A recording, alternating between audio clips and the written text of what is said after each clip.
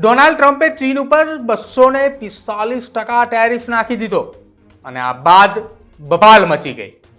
લોકોએ પ્રશ્ન કરતા રહ્યા કે શું આ શક્ય છે, પરંતુ ટ્રમ્પે એ વાત સાબિત કરી બતાવી કે હા શક્ય છે ખરા, પરંતુ અંદરો અંદર ચીનને પણ કહી દીધું કે અમને આનાથી કોઈ જ ફરક નથી પડતો. તમે ગમે એટલા ટકા ટેરિફ નાખો, સામે અમે પણ તમને ટેરિફ નાખીશું. અમે અમારું કામ ચોક્કસથી કરીશું. અને હવે ચીને ભારતીયો સાથે હાથ લંબાવ્યો છે, કેમ કે 85,000 કરતાં પણ વધારે વિઝા એ ચીને ભારતીયોને આપી દીધા છે. આનાથી સાથે સાથે બીજી મહત્વની વાત તો એ પણ છે કે વિઝા ફીની અંદર પણ ઘટાડો કરી નાખ્યો. અમુક એવા નિયમો છે કે જેને પણ બદલી નાખ્યા છે, જેનો સીધો ફાયદો હવે ભારતીયોને થવાનો છે. કયા નિયમોમાં ચેન્જીસ આવ્યા છે અને કેમ અચાનક ચાઇનાએ ભારત સાથે હાથ લંબાવ્યો અને નમતું મૂક્યું? નમસ્કાર, આપ જોઈ રહ્યા છો ન્યૂઝરૂમ ને આપની સાથે હું છું પ્રદીપ.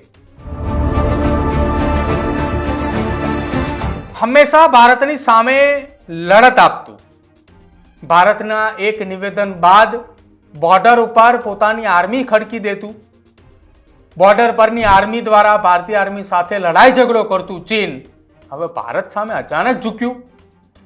જો કે આ ચર્ચા એ વિષય એટલા માટે બન્યો કેમ કે અચાનક ભારતીયોને વિઝાની ફીની અંદર ઘટાડો પણ કર્યો અને નિયમોની અંદર ફેરફાર પણ કર્યા.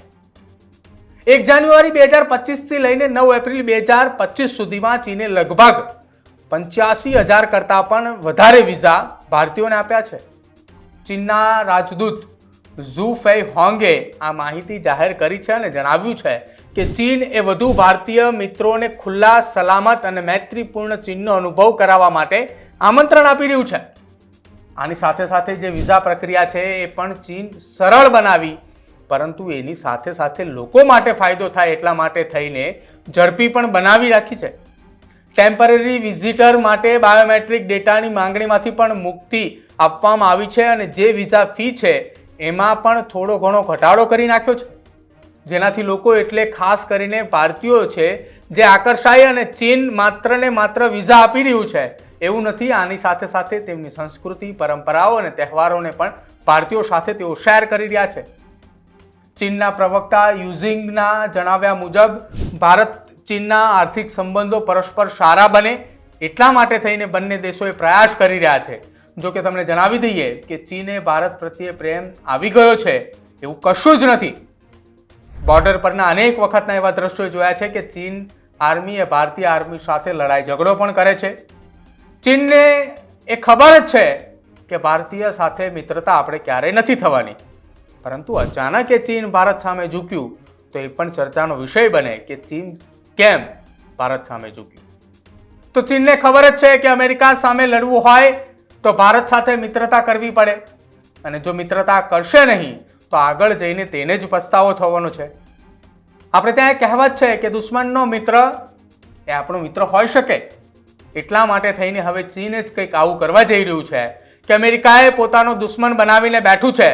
એટલા માટે થઈને હવે અમેરિકાનો મિત્ર એ ભારત છે અને ભારત સાથે સારા સંબંધો બનાવવાની કોશિશ કરી રહ્યું છે, પરંતુ ભારત આ મામલે પહેલેથી જ સાબુ થઈ બેઠું છે અને એને ખબર છે કે શું કરવાનું છે, કારણ કે સીમાના જેટલા પણ મુદ્દાઓ છે એને લઈને પણ ચીન હંમેશાથી ભારતીય પ્રત્યે દુશ્મનાવટ બનાવીને બેઠું છે અને દુશ્મનાવટ પણ રાખી છે.